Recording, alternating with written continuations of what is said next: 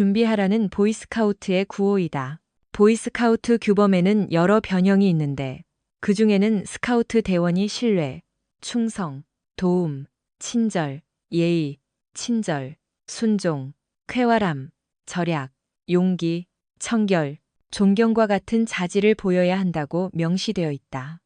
놀랍게도 그것은 또한 순진함, 명백한 어리석음, 둔함, 그리고 믿음도 언급한다. 철수는 다른 설명이 없었다. 보통 아내의 아이폰에서 이메일을 확인한 후 그는 더 이상 살펴보지 않았다.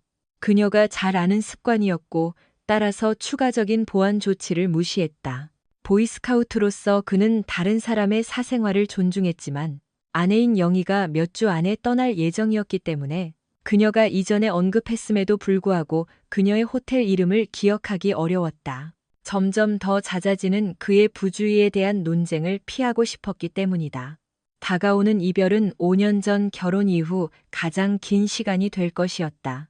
철수는 그녀가 사랑의 도시 파리에서 수천 킬로미터 떨어져 있을 때 자신의 감정을 표현하기 위해 꽃을 보내는 것과 같은 낭만적인 제스처를 고려했지만 그는 파리에서의 그녀의 애정이 그녀의 동반자인 민수에게 향할 것이라는 것을 알았다. 여행 중에 아내의 휴대폰 비밀번호, 그들의 결혼기념일을 입력하다가 철수는 우연히 영희와 민수가 최근 몇 주 동안 주고받은 업무와 관련 없는 이메일 중 하나를 읽게 되었다. 그들은 샹젤리제 강변을 따라 산책하고 센 강에서 달빛 아래 보트를 타고 열정적인 밤을 보내는 등 파리에서의 낭만적인 활동에 대해 논의했다. 불륜 자체만큼이나 놀라운 것은 영희와 민수가 그들의 직장 이메일 계정을 사용하여 메시지를 주고받았다는 사실이었다. 두 사람 모두 더 신중했어야 했다. 철수와 마찬가지로 영희도 변호사였다. 그리고 민수는 그녀 회사의 법률 보조원이었고 세 사람 모두 변호사와 법률 보조원 팀이 증거 개시 절차를 위해 수십만 개의 이메일을 검토하는 대규모 소송을 위한 문서 분석에 폭넓은 경험이 있었다. 이야기는 종종 불륜을 저지른 한두 명의 개인을 중심으로 전개되었고 변호사들은 이것이 사건에 미치는 영향을 평가하고 피해 통제 계획을 세워야 했다. 사실 영희가 여행과 호텔 이름을 언급했을 때 철수가 주의를 기울이지 않았던 것은 그가 그리워했던 무언가에 대한 감각, 그의 법적 경험에 의해 연마된 감각에서 비롯되었다. 속임수를 간파하는 경험으로 그는 그 순간 정확히 지적할 수는 없었지만 직감적으로 뭔가 잘못되었다고 느꼈다.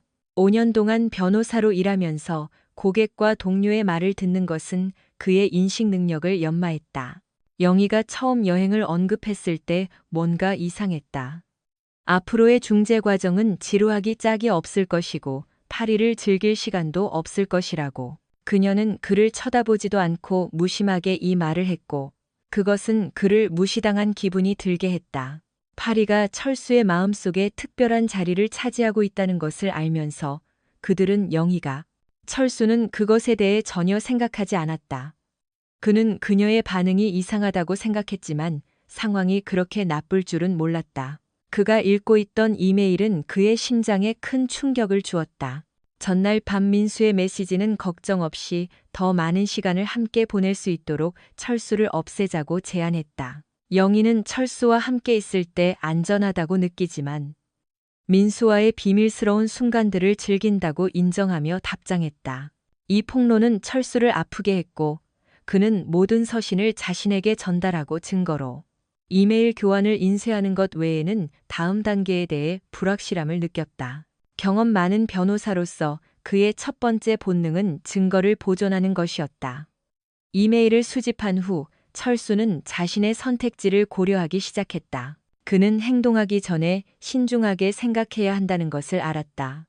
이 분석적인 접근 방식이 바로 그를 변호사로 만든 것이었다. 그는 육체적인 힘이 아니라 지성으로 돈을 벌었다. 영희가 조깅을 하고 있고 곧 돌아올 예정이었기 때문에 그는 결정을 내릴 시간이 거의 없었다. 다음 단계를 고려하기 전에 그는 호텔을 찾는 일을 마쳐야 했다. 그러나 이것은 꽃을 보내기 위한 것이 아니었다. 그는 왜 이 정보가 필요한지 이해하지 못했지만 그것이 필요하다는 것을 알았다. 아마도 에펠탑 근처, 국제상공회의소 근처, 영희와 민수가 중재 사건을 위해 일할 곳 근처에 머물기 위해서였을 것이다. 적절한 호텔을 찾은 후 철수는 버지니아 이혼법을 재빨리 검색했다. 변호사 시험에서 몇 가지 세부 사항을 기억하면서 그는 불륜이 이혼 사유인지, 그리고 부양비와 재산 분할과 같은 문제에 영향을 미칠 수 있는지 다시 확인하고 싶었지만 고려해야 할 점들이 있었다. 한 가지 방어 수단은 만약 영희가 배신을 발견하고 나중에 자발적으로 육체적 관계를 재개하는 경우였다. 철수는 이 순간의 대립을 피하기 위해 빨리 집을 떠나야 했고, 나중에 잘 준비된 대답으로 영희와 대면할 계획이었다. 그는 남은 결혼 생활 동안 상황을 통제하기로 결심했다. 비록 그것이 처칠이 한때 말했듯이 진실은 거짓말의 경호원에 의해 보호되어야 한다는 전쟁 시기, 보이스카우트 운동의 원칙에 반하는 행동을 의미하더라도 철수의 거짓말은 이제 더 큰 목적을 위해 사용될 것이었고, 특히 그 어떤 말도 선서 아래에서 이루어지지 않았을 때는 더욱 그러했다. 안방으로 곧장 들어가 그는 재빨리 짐을 싸기 시작했고 제 시간에 맞췄다. 그는 현관문 근처에 여행 가방을 놓았고 은행 및 신용카드 명세서, 401k 및 IRA 연금 명세서, 자동차 서류 급여 명세서, 주택담보대출 및 영희의 최근 학자금 대출 잔액과 같은 중요한 서류들을 거의 다 모았다. 지하실 사무실에서 나왔을 때 그는 부엌에서 그녀의 소리를 들었다. 그는 어깨 길이의 갈색 머리를 깔끔하게 포니테일로 묶은 아내와 마주했을 때 피곤하고 지저분해 보이기로 결심했다. 그녀는 여전히 매력적이었지만 그는 그의 눈에는 혐오스러운 그녀의 사랑이 이미 죽었다고 생각했다. 파리에 갈 거야. 그가 억지 미소를 지으며 선언했다. 영희의 얼굴이 창백해지고 그녀의 푸른 눈이 빛을 잃었다. 파리? 버지니아? 그녀의 처음의 충격은 금방 사라졌다. 스벤이 방금 전화했어. 철수가 설명했다. 우리는 보험 소송에 참여해야 하고 증인을 준비해야 해. 우리는 정보 제공 요청 소송에서 졌고 판사가 매우 화가 나서 조사 진행이 뒤집혔어. 하지만 나는 몇 주 동안 출장을 갈 거고 가끔 들를 수 있을 거야.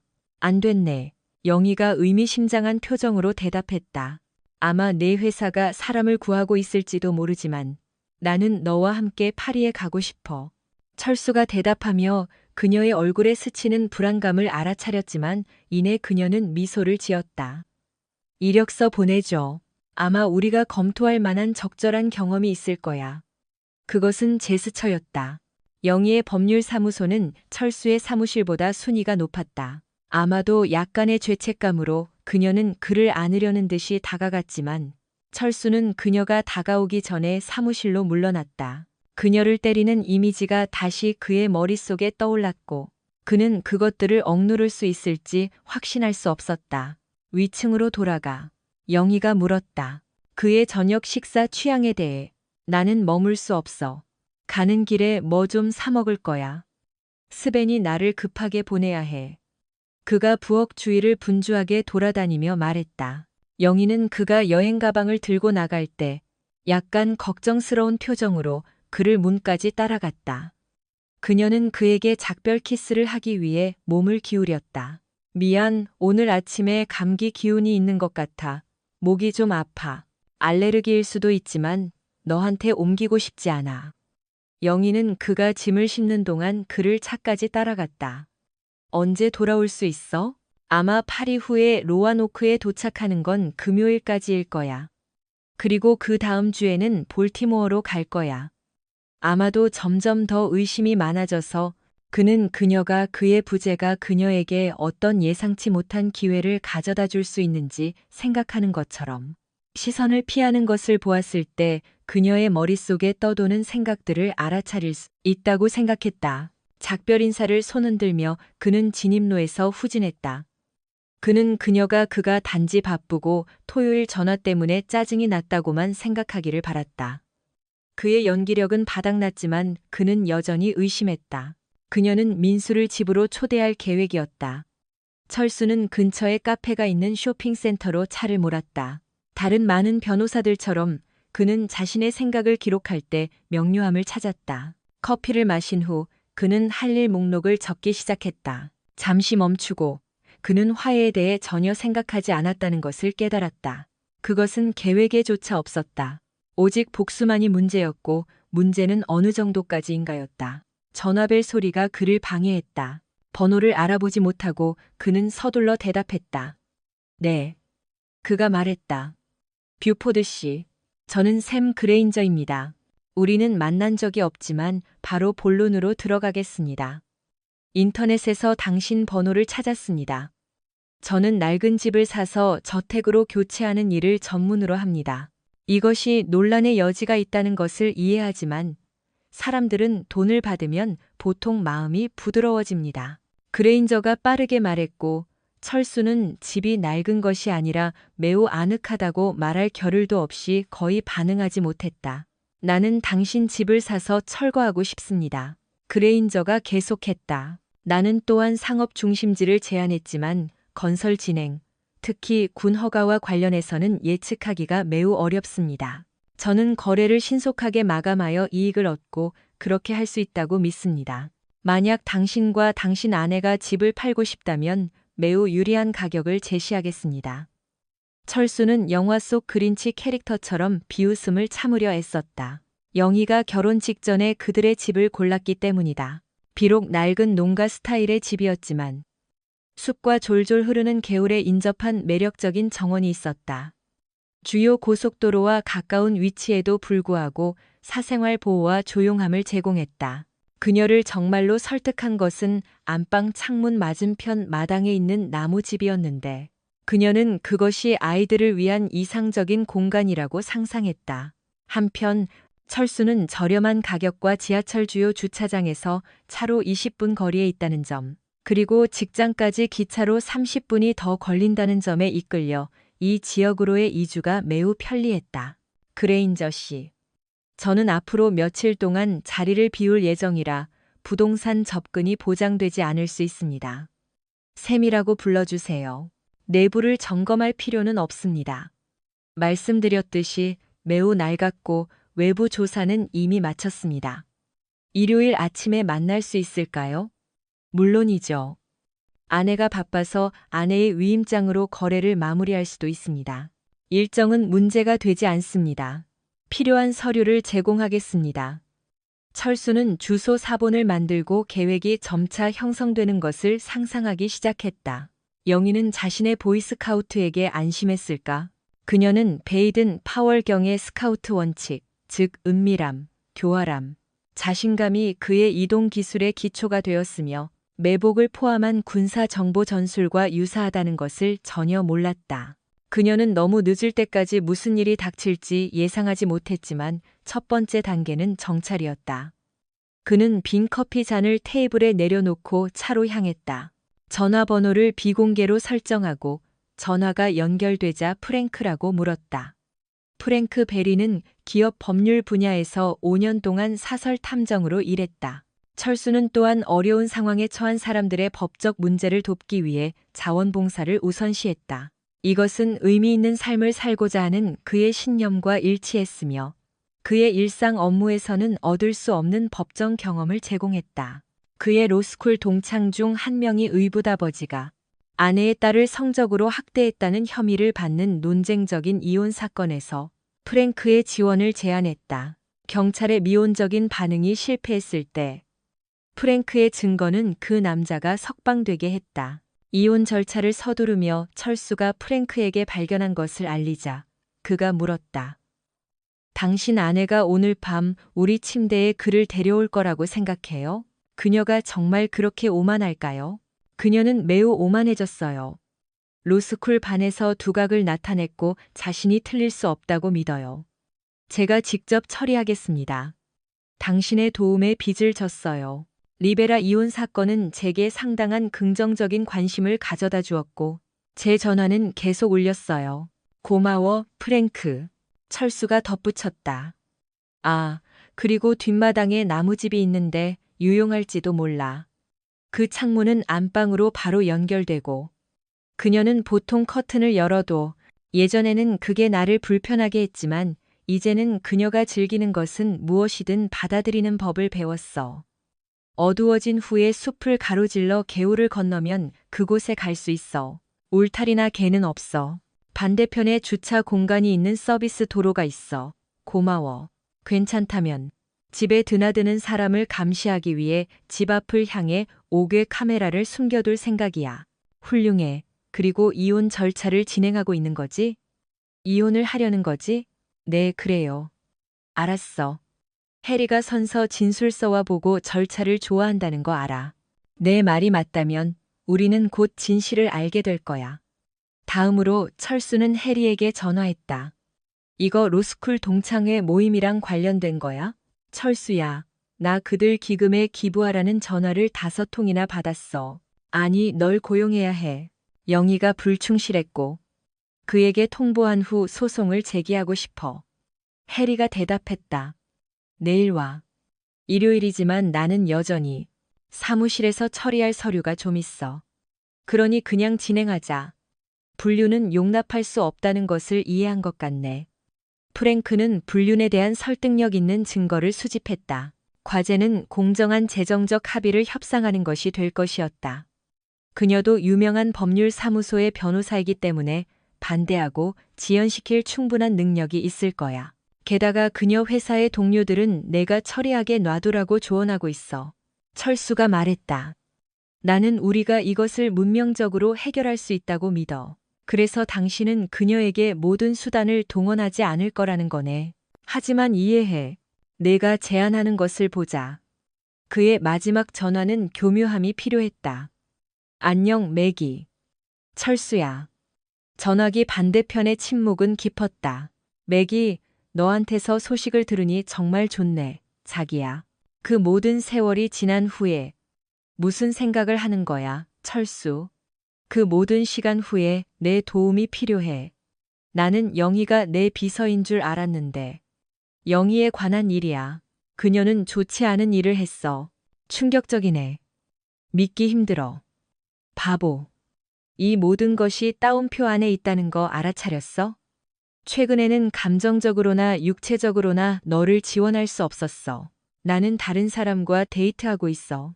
나는 그가 만족했을 거라고 확신해. 봐, 정말 미안해. 우리의 무분별한 행동이 우정을 더럽힌 것에 대해 유감이야. 나는 또한 우리가 화해할 기회가 있었을 때 영희가 너를 내 인생에서 밀어낸 것을 후회해. 하지만 지금은 내 도움이 필요해. 뭐가 필요해, 철수? 그가 그녀에게 물었다. 전화선에 침묵이 흘렀고 이어서 웃음소리가 들렸다. 동의해. 그녀가 평정을 되찾은 후 말했다. 비록 그가 여전히 그녀의 목소리에서 미소를 느낄 수 있었지만 너는 항상 나를 웃게 하는 방법을 알았어. 고마워, 매기. 모든 것이 안정되면 너는 그의 훌륭한 선택을 칭찬하고 두 사람을 저녁 식사에 초대할 수 있도록 행운의 신사에게 나를 소개해야 할 거야. 이미 준비된 것으로 생각하세요. 그녀가 대답했다. 그는 잠시 숨어 계획을 세울 곳이 필요했기 때문에 페어팩스의 순환도로 외곽에 있는 장기 투숙 호텔에 방을 예약했다. 그와 영희가 자주 가던 곳에서 충분히 멀리 떨어져 있어 발각되지 않을 것이었다. 자리를 잡은 후 그는 가벼운 식사를 하러 나갔다. 특별히 배고프지는 않았지만 저녁에 마실 술을 소화하기 위해 배에 음식이 필요하다는 것을 알았다. 호텔에서 한 블록 떨어진 곳에 엘 마리아치 레스토랑이 있었다. 웨이터가 그를 개인 부스로 안내했을 때 그는 바텐더가 그의 쪽을 힐끗 보는 것을 알아차렸다. 바텐더는 낯이 익어 보였지만 철수는 그 생각을 떨쳐버렸다. 지금은 걱정할 이유가 충분했다. 메뉴는 이 레스토랑이 멕시코 음식을 가장하고 있음을 보여주었다. 많은 미국인들은 그 차이를 구별하지 못했다. 그는 식사와 함께 마실 값싼 데킬라를 골랐고 다음 날 심한 숙취를 예상하며 정화 과정의 불편함을 생각했다. 웨이트리스가 맨 위 선반에서 가져온 고급 데킬라 병을 들고 돌아왔다. 철수의 시선을 사로잡은 그녀는 바텐더에게 신호를 보냈고 그는 고개를 끄덕였다. 철수는 그 제스처에 화답하고 바텐더가 다른 고객들을 계속 응대하는 동안 자신에게 가득한 잔을 따랐다. 철수는 이 사람의 신원을 기억하는데 잠시 시간이 걸렸다. 그는 그가 리베라 이혼 재판과 그 후의 형사 소송 절차에서 관중 중 한 명이었고 항상 뒷줄에 혼자 앉아 있었다는 것을 기억했다. 어느 날 그의 의뢰인의 딸인 소니아가 그를 껴안았지만 철수가 그 남자에 대해 물었을 때 소니아는 조용해졌고 그가 단지 가족의 친구라고 주장했다. 철수는 조용히 식사를 하고 수첩에 메모를 하고 데킬라를 한 모금씩 마셨다. 웨이터가 테이블을 치운 후 그는 화장실로 갔고 배 위에 있는 것처럼 주변이 흔들리는 것을 느꼈다. 그는 균형을 잡기 위해 벽에 기대어 자리에 돌아와 평정을 유지하려 애썼지만 바텐더가 맞은편에 앉아 있는 것을 발견했다. 닉 씨 만나서 반갑습니다. 그가 인사하며 철수의 손을 잡고 힘차게 악수했다. 철수는 앉아서 그의 말을 기다렸다. 나는 내 사촌이 결혼한 그 자식과의 문제를 해결하는 데 도움을 준 것에 대해 진심으로 감사한 적이 없어. 철수는 자신의 역할을 축소하려 했지만 바텐더는 그것을 일축했다. 그는 감옥에서 심하게 다쳤어. 몰랐어. 그들이 그가 다시는 걷거나 고형식을 먹지 못할 거라고 두려워했어. 바텐더의 비웃음은 철수를 오싹하게 했다. 나는 그걸 듣지 못했어. 철수가 말했다. 바텐더가 어깨를 으쓱했다. 어제 일이야. 토요일 밤에 왜 혼자 엘마리아치에 왔어? 아내는 어디 있어? 철수는 바텐더의 눈을 똑바로 쳐다보았다. 바텐더는 비웃음 없이 미소를 유지했다. 하지만 철수는 자신을 잘 알았고 바텐더가 왜 그런 이상한 질문을 하는지, 어떻게 철수가 결혼했다는 것을 아는지 궁금했다. 그러다 철수는 영희가 재판 중 하나에 예기치 않게 방문하여 그에게 키스했던 것을 기억했다. 그 후 바텐더는 그녀와 관련된 어떤 문제를 해결하기 위해 그 주 내내 법정에 남아 있었을 것이다. 철수는 그녀가 다른 사람과 관계를 맺고 있다는 것과 같은 세부 사항을 꾸며내거나 숨길 필요가 없다고 인정했다. 이번에 바텐더를 다시 만났을 때 그는 아는 듯한 미소를 지었다. 철수는 멍해져서 침묵했다. 나는 변호사가 아니야, 돈 니콜라스. 하지만 네가 비밀을 지키고 싶다면 그것을 쓰고 아무데나 버리지 말아야 해. 바텐더가 철수의 수첩을 가리키며 말했다. 그곳에는 불륜에 대한 자세한 기록, 민수의 가상적인 죽음에 대한 그림, 영희의 이름이 십자 표시로 그어져 있었고 불태워 버려라는 문구가 포함된 할 일 목록이 포함되어 있었다. 철수가 어깨를 으쓱했다. 운영 보안은 부족했지만 적어도 민감한 고객 데이터를 노출시키지는 않았어.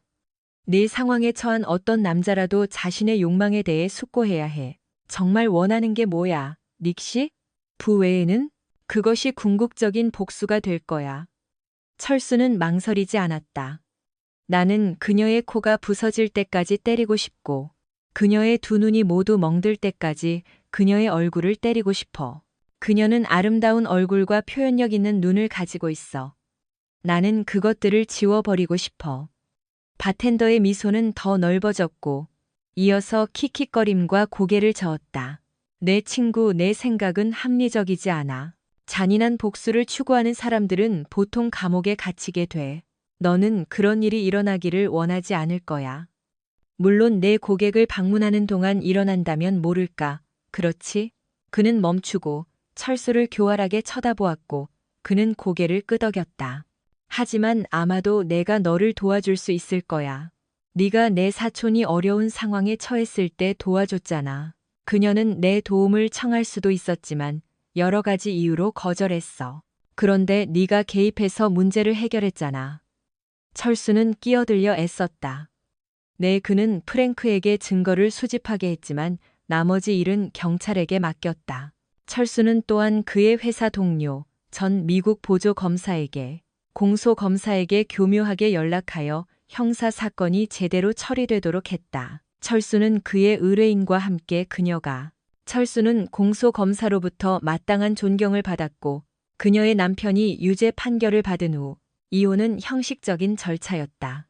바텐더는 그의 반대를 손짓으로 일축했다. 내 사촌과 같은 평범한 사람들을 돕는 것이 칭찬받을 만하다는 것을 이해해야 해. 내 가족을 대신해서 나는 너에게 빚을 졌어. 나는 항상 빚을 갚아. 나는 너도 도움이 필요하다고 믿어. 철수가 그를 뚫어지게 쳐다보았다. 미안하지만 당신 이름이 기억나지 않아. 바텐더의 미소는 상어 같은 사악한 미소로 변했다. 어떤 사람들은 나를 엘 디아블로, 악마라고 불러. 그가 고개를 끄덕였다. 그건 나를 좋아하지 않는 사람들이 나를 부르는 이름이야. 내 친구들은 호세 가르시아라고 불러. 이제 철수가 활짝 웃을 차례였다. 악마의 은총을 받으려면 어떻게 해야 하나? 내 영혼을 팔아.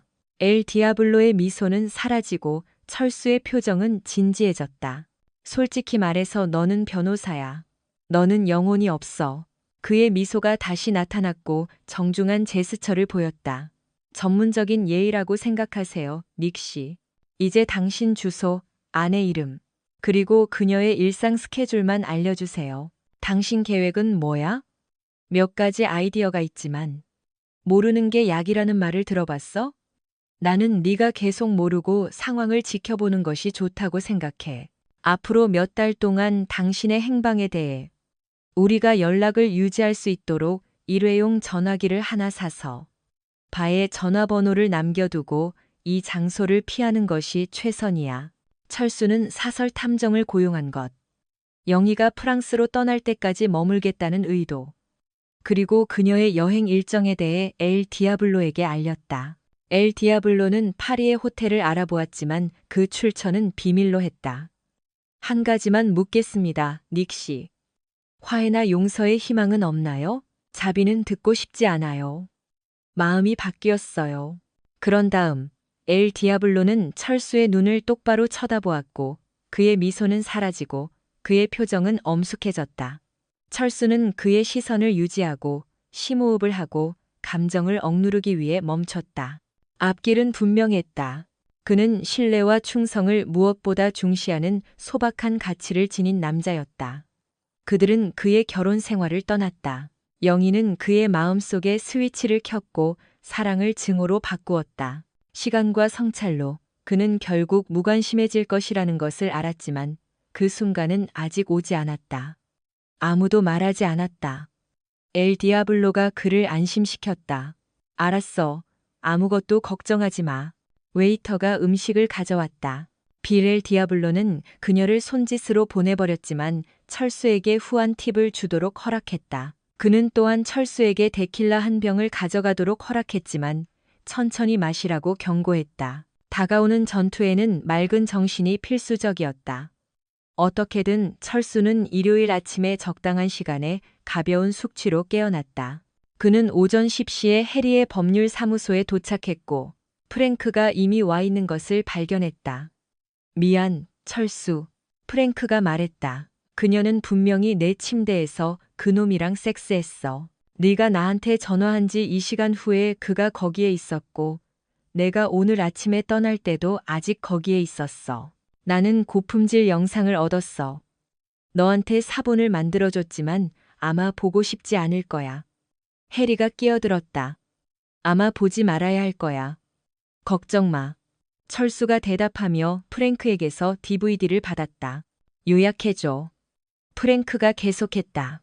네가 지시한 대로 나무집에 올라갔고 그들은 서로 얽혀 있었어. 나는 그들의 얼굴과 전신을 선명하게 찍었어. 그들이 성관계를 맺고 있다는 것은 분명했지만 육체적인 것 같았어. 그들은 거의 말을 하지 않았어. 이게 내 계획을 바꾸지는 않을 거라고 확신해. 아니, 철수가 물었다. 얼마나 오래? 둘 다 상당한 체력을 가지고 있었어. 고마워. 이건 나를 더 기분 나쁘게 할 뿐이야. 어쨌든 미안해. 작년 내 파티에서 영희를 만났기 때문에 그녀를 알아볼 수 있었어. 이 사람의 번호판을 확인했어. 민수 마틴의 것이었어. 우리는 그가 그녀와 공모하고 있다는 것을 알아. 그들이 관여한 시간은 아직 불분명하지만 설득력 있는 증거인 것 같아. 아, 그리고 우리는 근처 나무에 카메라를 설치했어. 진입로와 차고를 내려다보고 있어. 그들의 출입을 감시할 수 있게 해줘. 나는 우리 보안 서버에서 라이브 스트림에 대한 원격 링크를 보내줄게. 나는 이것을 해리와 논의했고 그가 제출할 보고서와 지원 선서 진술서를 작성할 거야. 다시 한번 미안해, 친구. 프랭크는 사무실을 떠나기 전에 해리와 철수와 악수했다. 그래서 계획이 뭐야? 해리가 물었다. 우리는 불륜을 이유로 이혼 소송을 제기하고 있지만 아직 그녀에게 편지를 보내고 싶지는 않아. 철수가 설명했다. 해리는 철수를 침착하게 쳐다보았다. 믿어줘, 해리. 그 말들은 나를 불편하게 해. 나는 어리석은 행동을 하고 싶지 않아. 예감이 들어.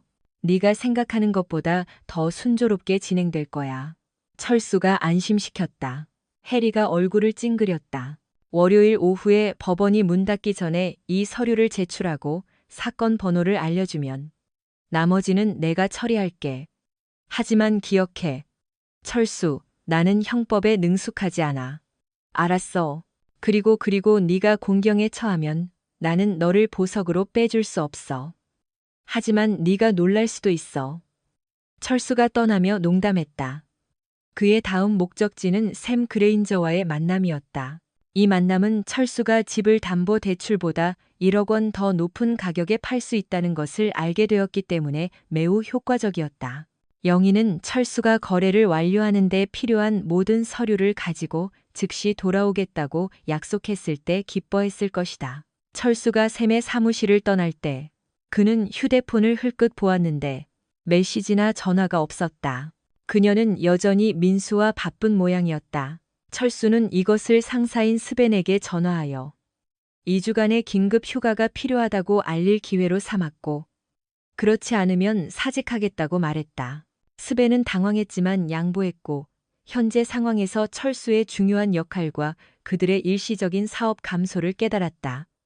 계획이 세워지자 철수는 자신의 사무실로 돌아왔다. 호텔에서 그는 남은 업무를 처리했고 월요일 저녁까지 모든 것이 준비되었다. 영희는 일요일 밤과 월요일에 음성 메시지를 남겼지만 그는 화요일 아침을 위해 힘을 아끼기 위해 답장하지 않기로 결정했다. 집 밖에 설치된 프랭크의 카메라는 철수에게 유용한 정보를 제공했다.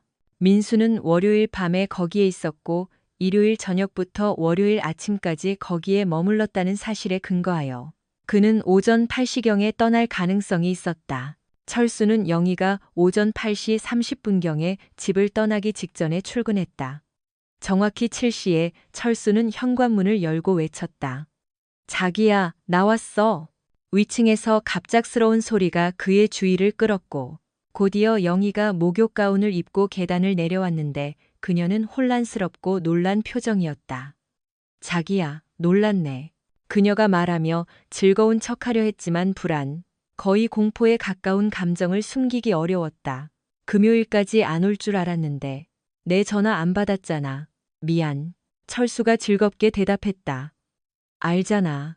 그는 아무 일도 없었던 척했다. 그가 식당으로 들어갈 때 거실에 남은 2잔의 와인잔을 알아차렸다.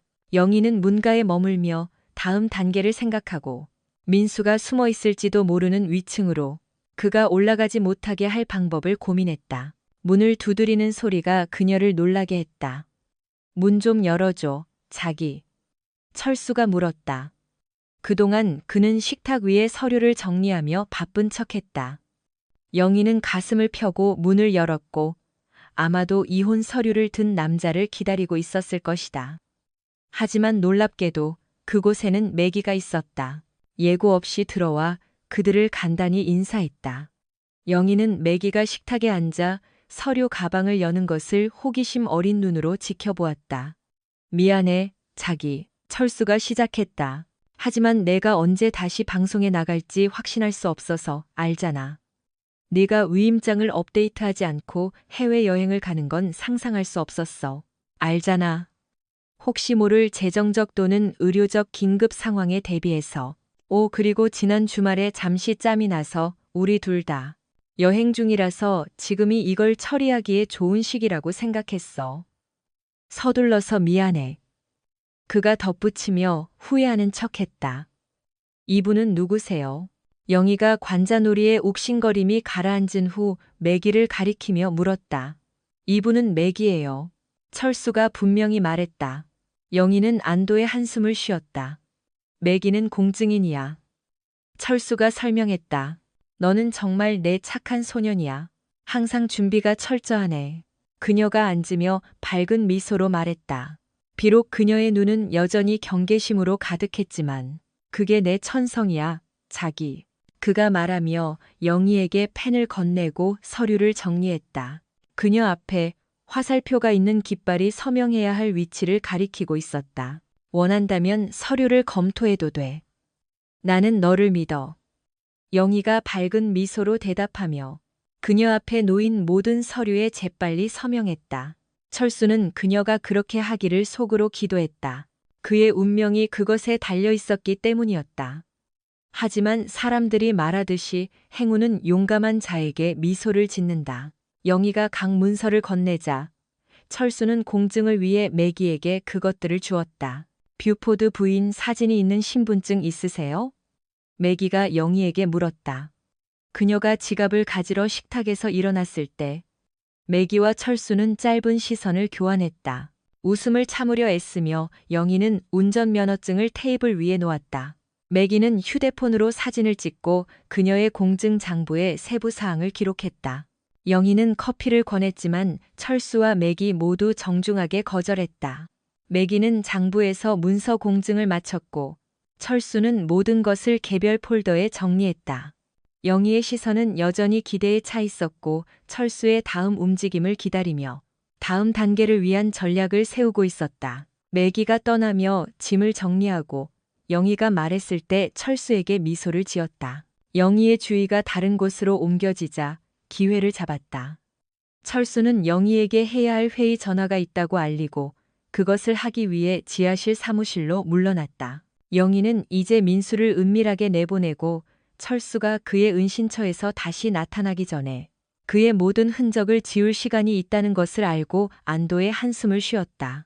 철수는 지하실로 내려갔고 영희가 그를 여전히 속이고 있다는 환상을 유지하게 했다. 민수가 탈출할 때 계단을 내려가는 무거운 발소리나 민수를 위해 차고 문이 열리는 소리를 듣지 못한 척했다. 철수는 자신의 연극을 계속했다. 그러나 안방 욕실에서 샤워 소리가 들리자 철수는 재빨리 짐을 챙기고 지하실 문으로 나가 아무것도 모르는 아내를 남겨두고 조용히 차를 몰고 떠났다. 2시간 후 식당에서 푸짐한 아침 식사를 한 후 철수는 해리의 사무실에 있었다. 해리는 놀란 표정을 지었다. 그래서 당신은 아내에게 이혼 소송 제기 확인 및 향후 소송 절차에 대한 통지 및 서류 송달 권리를 포기하는 CC 1106 양식에 서명하게 했다고요? 네, 정식으로 공증된 양식이 바로 여기 있습니다. 그리고 당신은 경험 많은 변호사인 아내를 강요하여 재산 분할 계약에 서명하게 했고 집과 그 안의 가구, 그리고 차량과 그녀가 소유한 모든 보석류의 판매 수익금 전체를 이전하여 그녀의 더 높은 소득에도 불구하고 당신이 그녀에게 부양비를 지급하지 않고 각자의 연금 계좌를 유지하도록 허용했다고 말하는군요. 사실 그녀는 항상 매우 관대한 태도를 보였어요, 해리. 철수는 뚫어지게 쳐다보며 그의 책상 위의 서류로 주의를 돌렸다. 당신은 또한 그녀가 불륜을 고백하고 전날 밤 친밀한 밤을 보낸 후 서명 당시 부부 침실에 애인이 있었다는 것을 인정한 선서 진술서에 그녀의 서명을 받았군요. 그녀의 선서 진술서가 실제로 이 이야기를 뒷받침한다고 암시하는 건가요? 이메일에 따르면 그녀는 그의 능력 때문에 애인과 함께 머물렀다고 언급했어요. 이것이 당신이 변호사 닉에게 제시하고 싶은 이야기인가요? 그는 중립적인 표정을 유지했다. 감정을 억누르려 애쓰며 누구도 모욕하지 마세요. 서류가 스스로 설명할 겁니다. 해리는 서류를 흘끗 보고 철수를 쳐다보았고 웃음을 참으려다 겨우 참으며 의자에서 몸을 돌렸다. 젠장. 내가 이 사건을 맡을게. 너는 존경받는 회원이고 로스쿨 시절의 오랜 친구야. 내가 이 모든 걸 꾸며냈다는 걸 어떻게 알겠어? 나는 그게 합법적인 줄 알았어. 존경하는 재판장님. 나는 완전히 당황했어. 의뢰인의 신뢰 배신에 놀랐어. 만약 누군가의 변호사 자격이 박탈되어야 한다면 그건 니콜라스 A. 뷰포드야. 존경하는 재판장님. 보시겠어요? 이 문제에 대해 철수야, 필요하다면 끝까지 갈 거야. 공증인이 이 문서들에 대한 영희의 서명을 확인했나? 네, 그녀는 확인할 겁니다. 그녀가 서류를 철저히 검토했다는 것을 증언할 수 있나? 나는 어떤 증언에도 개입하거나 영향을 미치고 싶지 않지만 영희의 법적 전문성을 고려하면 그녀가 서류를 철저히 검토했다고 믿어. 나는 공증인이 영희 뷰포드가 각 문서를 검토하고 서명했다는 것을 확인할 것이라고 확신해. 그녀가 그 내용을 어떻게 이해했는지에 대해서는 의견을 제시할 수 없어. 알았어, 그럼. 해리가 말했다. 오늘 이 모든 걸 처리할게. 프랭크의 선서, 진술서와 보고서, 그리고 사진과 DVD와 함께. 나는 그것을 전자기록에서 일시적으로 삭제하려고 노력할 거야. 이게 공개되는 걸 원하지 않잖아. 그렇지?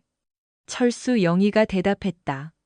아니, 영희는 2주 이상 후에 파리로 떠날 거야. 조용히 할수록 좋아. 군법원에 아는 사람 있어? 세스가 해리에게 물었다. 그는 우리보다 1년 후배인 신입생이었고 법률 사무소에 취직하는데 어려움을 겪었어. 지금은 이력서를 강화하기 위해 군 법원에서 법률 서기로 일하고 있어. 그가 진행을 서두를 수는 있겠지만, 하지만 만약 판사가 직접 증언을 고집한다면 모든 것이 영향을 받을 수 있어. 영희는 어떤 이유에서인지 이것에 대해 이의를 제기하지 않기로 결정해야 해. 만약 그녀가 상황이 악화된다는 것을 깨닫는다면 나는 그녀의 변호사직을 사임해야 할지도 몰라. 알았어. 언젠가 전체 이야기를 들려줄 수도 있겠지만 지금은 아니야. 다음 2주 동안 철수는 영희와 거리를 두었고 바쁜 일정을 핑계로 불규칙하게 문자를 보냈고 가끔만 그녀의 전화를 받았다. 시간이 흐르면서 그녀의 전화는 줄어들었다. 그는 그녀를 겁먹게 했다. 프랭크는 그에게 알렸다. 우리 감시 영상에 따르면 민수는 화요일 아침에 네가 예기치 않게 집에 온 이후로 집에 없었어. 그들이 주중에 그의 집에서 만났는지 아니면 사무실에서 활동을 했는지는 확인할 수 없었지만 집에서는 피하고 있는 것이 분명해. 변화가 있으면 알려줄게.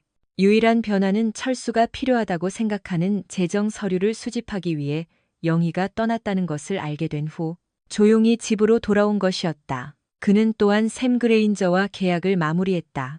집 매매는 영희가 프랑스에 있는 첫 주에 완료될 예정이었다. 저녁에 철수는 보통 체육관에 갔고 여가 시간에 책을 읽고 30대에 왜 그렇게 혼란스러운 삶을 살고 있는지 생각했다. 그는 스벤에게 몇 주 더 휴가가 필요하다고 말했고 스벤은 마지못해 동의했다.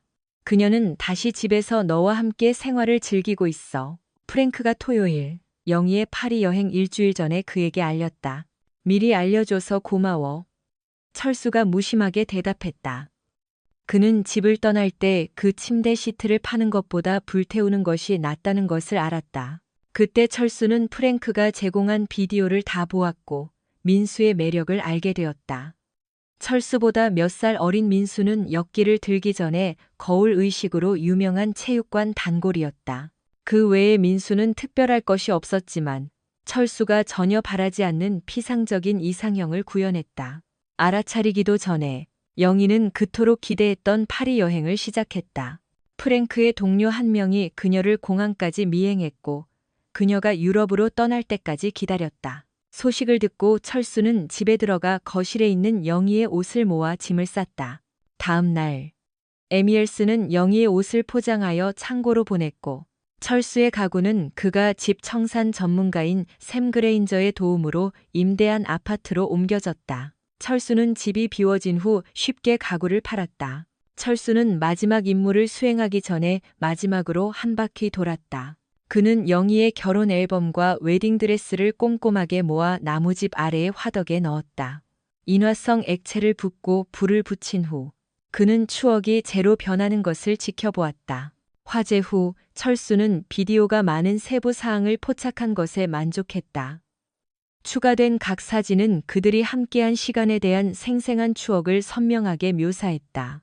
다음 날, 철수는 아내의 위임장으로 가족의 집 매매를 완료했다. 그녀가 별도의 금융 위임장으로 검토했어야 할 일이었다. 철수는 집매매 수익금을 아내를 대신하여 개인 계좌로 옮기고 공동 계좌를 해지했다. 그러나 3일 후 영희가 프랑스에 있는 첫 주에 건설 노동자 팀이 집을 철거하고 부지를 준비하기 전에 잔해를 신속하게 치웠다. 안타깝게도 한때 아이들의 인기 놀이터였던 나무는 베어져야 했고 이제 그 자리에 전망대가 세워졌다. 안타깝게도 사랑하는 집의 부지가 빈터로 변하자 건설이 갑자기 중단되었다. 허가 절차에 문제가 있었던 것 같다. 철수와 군 허가 부서에서 일하는 로스쿨 동창은 영희가 프랑스에서 돌아온 후 필요한 서류를 가지고 문제가 해결될 것이라고 믿었다. 이 기간 동안 철수는 전화, 문자, 이메일, 음성 메일을 포함하여 영희로부터의 모든 연락 시도를 받고 승인했다. 비록 그녀의 친구들과 친척들이 연락했지만 철수는 주로 그들이 집을 지나가다 그를 만나는 것을 피하기 위해 바쁘게 여행 중이라고 알리며 신속하게 대답했다. 엘 디아블로는 선불 휴대폰으로 철수에게 연락하여 영희와 민수가 긴장하고 몸이 좋지 않아 보이며 가능한 의심을 암시한다고 말했다. 철수가 엘 디아블로에게 어떻게 이 정보를 얻었는지 묻자 엘 디아블로는 철수에게 연락했다. 엘 디아블로는 유럽 전역에 걸쳐 있는 자신의 광범위한 관계망에 대해 간단히 말했다. 그런 다음 그는 영희의 결혼 반지와 약혼 반지를 돌려주겠다고 제안했지만 철수는 거절했다. 엘 디아블로가 다른 사람이 그것들을 살 수 있는지 묻자 철수는 단호하게 거절했지만 결국 양보하여 그가 잠재적인 구매자를 알 수도 있다고 제안했다. 영희가 파리에서 돌아오기로 예정된 이틀 전에 철수는 해리의 사무실에 있었다. 나는 이게 어떻게 일어났는지 모르겠지만 이것은 이혼 결정이야. 이런 경우에 비해 훨씬 빠르네. 해리가 세스가 여전히 거기에 있는 동안 말했다. 조용해. 나는 묻거나 추측하지 않았어. 자신을 운이 좋다고 생각하고 새로운 독신 상태를 축하해. 이것은 내가 내 전처에게 보낼 사본이야. 나는 그녀가 기뻐할 거라고 확신해. 철수가 해리의 사무실 밖에서 차로 다가갈 때 알 수 없는 번호가 울렸다. 그러나 전화를 받자 그는 엘 디아블로의 목소리를 알아보았다. 철수야, 당장 휴가를 떠나. 사람들이 너를 알고 내 존재를 확인할 수 있는 사람이 많은 곳으로 가. 그 말을 마치고 엘 디아블로는 전화를 끊었다. 철수는 오랜만에 로스쿨 동창을 만나지 않았다는 것을 깨달았다. 다행히 그의 뉴욕 일정이 앞으로 며칠 동안 꽤 비어 있어서 그는 그날 바로 여행을 시작했다. 그는 여러 전시회를 관람하고 여러 박물관을 탐험하고 여러 그룹의 친구들과 점심, 커피, 저녁을 먹으며 교류했고 대부분의 비용을 신용카드로 지불했다. 그는 또한 인정을 받기 위해 호텔 직원에게 후한 팁을 주었다. 그곳에 있는 동안 그는 영희의 부모님 댁으로 영희의 웨딩드레스와 앨범을 태우는 장면을 담은 DVD 사본을 속달로 보냈다. 일요일 늦은 저녁, 즐거운 시간을 보낸 후 리틀 이탈리아와 맨해튼에서 커피와 케이크를 먹었다. 철수의 전화가 울렸다. 장인이었다. 철수야. 어디야? 영희가 완전히 당황했어. 병원에 있어. 네, 무슨 일이죠? 이것은 점점 더 흥미로워졌다. 그녀는 금요일에 여행에서 돌아왔는데 그녀와 그녀의 동료가 공항에서 납치된 것 같아. 오늘 아침에 나타났는데 둘 다 약에 취한 상태였어. 그녀의 동료는 심하게 맞았고 영희는 장인의 목소리가 떨렸다. 영희는요? 그녀는 머리부터 발끝까지 문신으로 가득 찬 채 깨어났어요.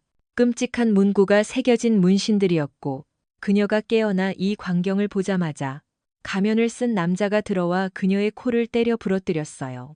그는 또 다른 2번의 타격으로 그녀의 눈 주위에 2개의 멍을 더 만들었어요. 인상적이네. 철수는 그것이 완벽한 결말이라고 생각했다. 그는 영희가 그의 배신을 깨닫는 것에 개의치 않았을 것이다.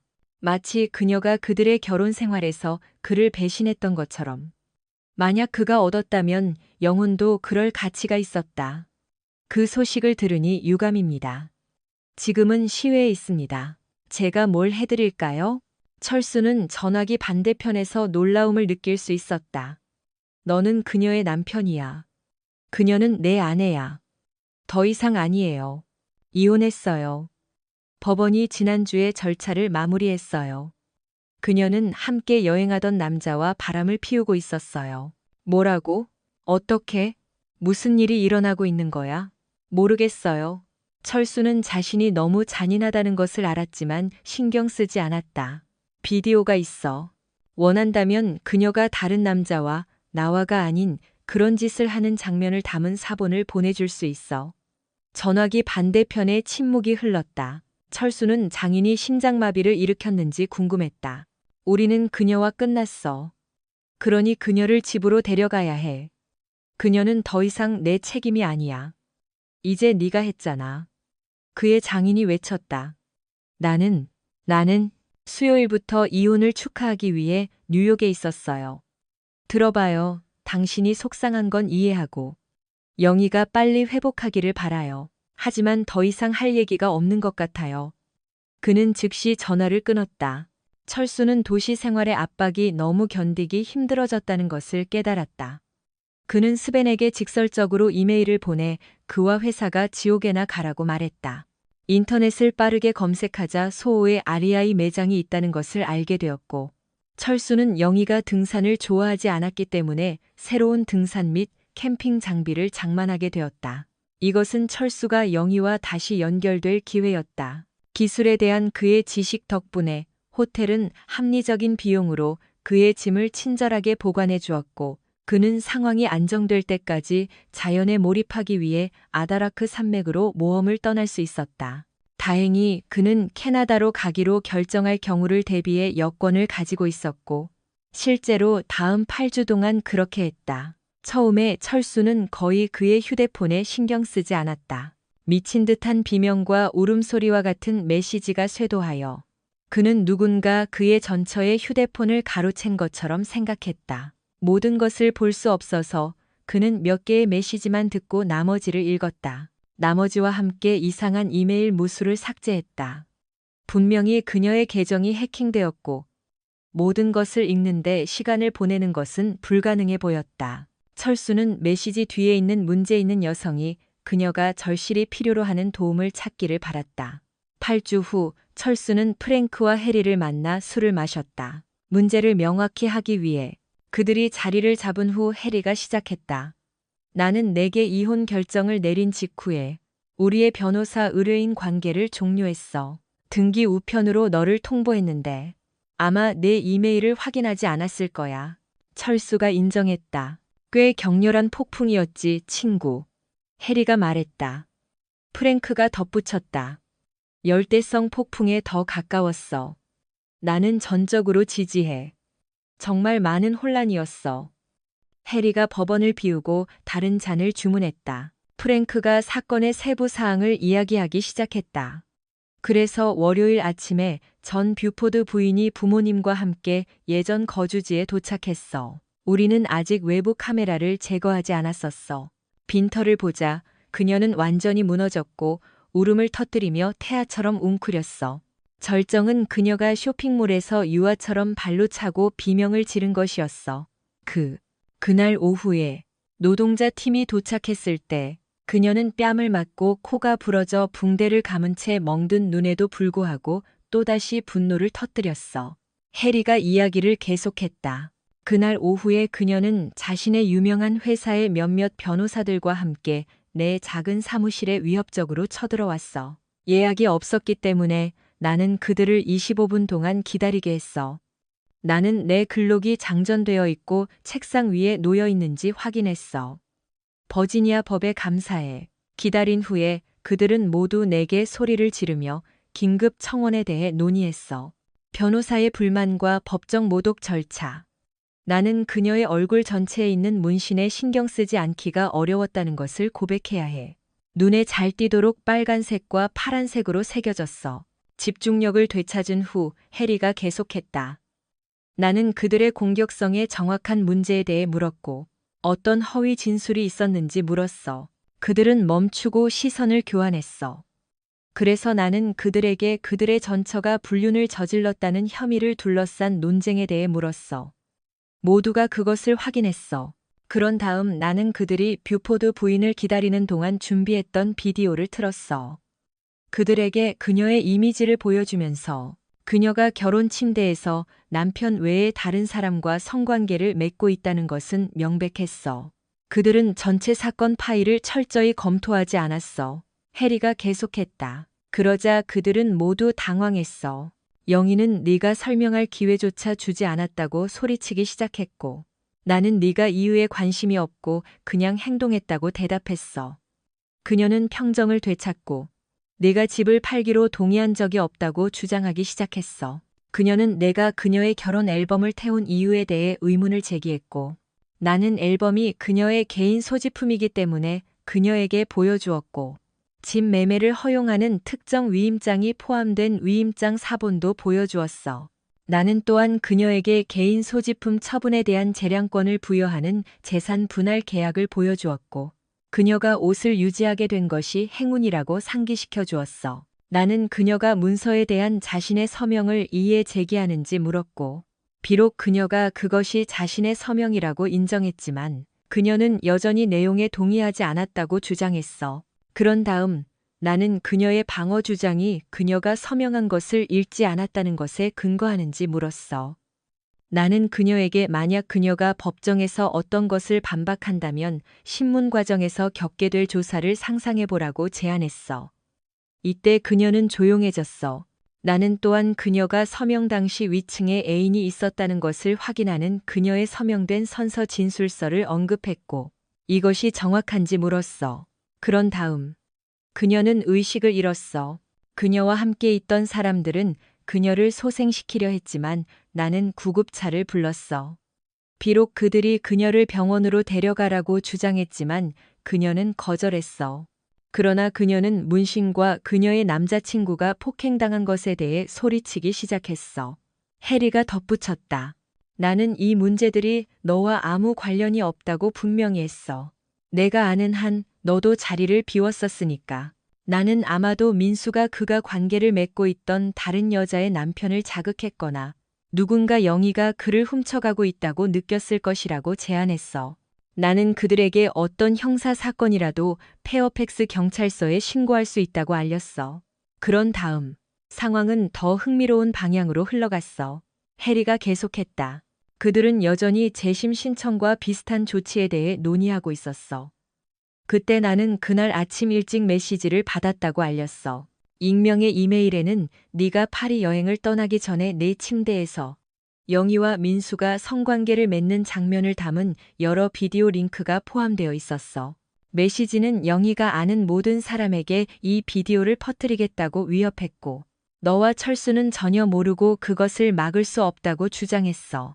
그들은 자신들을 동맹이라고 칭하며 네가 이전에 도와준 것을 언급하고 너를 보호하겠다고 약속했어. 그들은 그녀가 이 문제를 그냥 넘어가지 않으면 그날 바로 비디오를 보내겠다고 경고했어.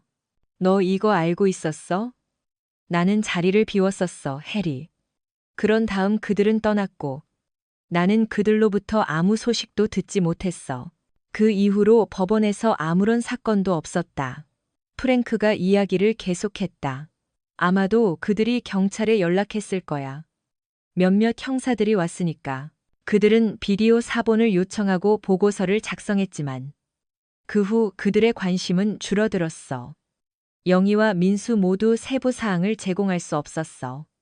그들은 공항에서 택시를 탄 것만 기억하고 병원에서 깨어났다고 했어.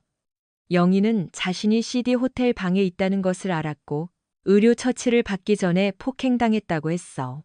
방 요금, 룸서비스, 미니바 요금은 모두 그녀의 계정으로 청구되었어. 이번에 철수는 호텔 매니저가 그에게 뉴욕 경찰이 그의 숙박에 대해 조사했고 그의 뉴욕 지인들도 연락을 받았지만 모두 그가 여전히 도시에 있었다는 것을 확인했다고 알렸다고 언급했다. 거리의 소문으로는 해리가 말했다. 내 전 여자친구가 레이저 문신 제거를 위해 부모님 집 지하실에 있다는 거야. 문제는 면적당 요금을 부과하고 그녀는 머리부터 발끝까지 문신으로 덮여 있어서 수만 달러가 들 거고 문신은 영원히 남을 거라는 거야. 안타깝네, 철수야. 해리가 철수를 뚫어지게 쳐다보며 말했다. 프랭크는 웃음을 참기 위해 입술을 꽉 다물었다. 내 파라모어는 어때? 허리는 꽤 심하게 맞았는데. 해리가 물었다. 허은 집중 물리 치료를 받고 있어. 머리 부상, 여러 번의 뇌진탕을 당했고 다른 파라모어 직업을 구하기 어려울 거야. 그들의 회사는 두 사람 모두와의 관계를 끊었고 여행 중에 그들의 관계가 악화되어 전체 중재 과정에 부정적인 영향을 미친 것 같았다. 그들은 준비가 부족했고 서류가 없었고 반대 의견이 준비되지 않았고 증인들이 문제를 일으켰어. 확실한 증거 부족으로 소송에서 패소했고 고객은 불만족스러웠으며 회사는 미래의 사업을 구하기 위해 일부 인력을 희생해야 했다. 언젠가 철수야.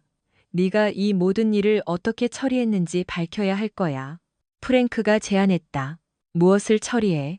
나는 보이스카우트처럼 순수해. 매기가 철수가 차에서 내릴 때 차 안에서 기다렸다. 아무도 내가 정말로 문서를 공증했는지 또는 그녀가 서명하기 전에 그것들을 읽었는지 묻지 않은 것에 약간 짜증이 났어.